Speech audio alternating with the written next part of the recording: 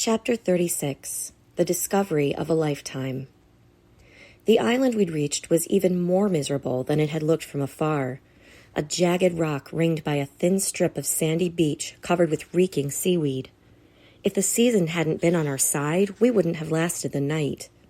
The day we set foot on that forlorn little spot was the longest day of the year and the height of summer in the southern hemisphere. The sun baked our little boat hut during the day, giving it enough heat to keep us warm through the nights. Even so, Beau couldn't get rid of the chills. He spent most days lying huddled in my cloak, basking on the stones like a lizard.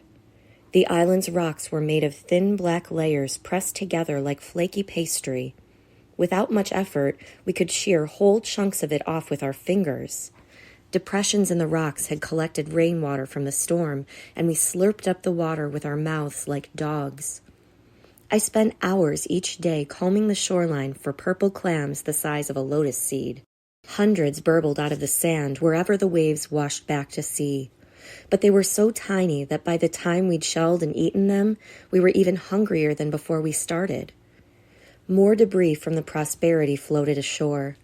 I dreaded seeing the washed-up bodies of the crew who had fallen overboard, but thankfully I only found wood scraps. I collected these and gathered them into a pile. We could have made a roaring fire if we'd had anything on hand that wasn't too wet to catch a flame. We existed like that for 3 days. On the 4th morning, pale gray clouds drifted over, hiding the sun.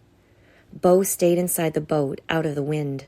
He hadn't spoken very much the day before, except to curse the clams. I was worried about him. I wasn't sure how waterproof the boat was. If the clouds brought rain and we got drenched, he could get worse. I didn't want to think about what would come next. Even though I was exhausted, I trudged through the motions of keeping us both fed, watered, and warm. That morning, I tried to keep as busy as I could, but the day was too long, and eventually I found myself pacing the shore, staring at the spot on the horizon where I had seen the Prosperity sail away, taking all my golden daydreams with it. I shut my eyes. I hadn't wanted to think about it, but the date kept flashing behind my eyelids.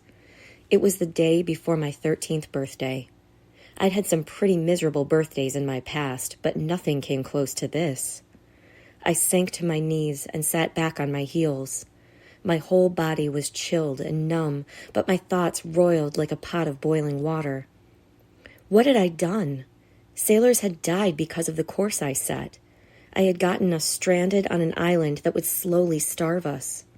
I had misjudged so many people: Rian, Grebe, Captain Sangra. My only friend in the world had lost his mother, and now I could very well lose him, too. I leaned forward and gripped the sand, squeezing the sharp grains in my fist. On top of it all, I had betrayed Master Payun. After everything he had taught me, all the kindness he had shown, he had treated me like his own family, and I had thrown it all away. I felt the weight of Payun's eyeglass in my pocket. I still hadn't opened it. As the sky darkened overhead, I forced myself to bring it out. Even under the clouds, the gold case gleamed. My curving reflection stared back at me. I pressed the latch quickly. It popped open too fast, as if it were spring-loaded. To my surprise, I dropped it on the sand. Something white fell out of the case and fluttered to my feet. I bent down to pick it up. It was a thin piece of silk, creased from being folded into a tight square. I smoothed it out and recognized it as one of the fisherman's maps from Payun's collection, the one with the slender dragon snaking through the island chain. I picked up the eyeglass and held the lens over the map. My breath hitched in my throat. Through the lemon-colored glass, I could see words and lines that were too faded to be visible with my eyes alone. There was a scale and a compass rose, and something I had never paid attention to before. The left edge of the silk was ragged and frayed, as if someone had ripped a larger piece of fabric in half. Blood thumped inside my skull as I ran my fingers over the torn fibers. What if Rian's map had only been half of a chart of the Sunderlands? What if the silk I held in my hands was the other half?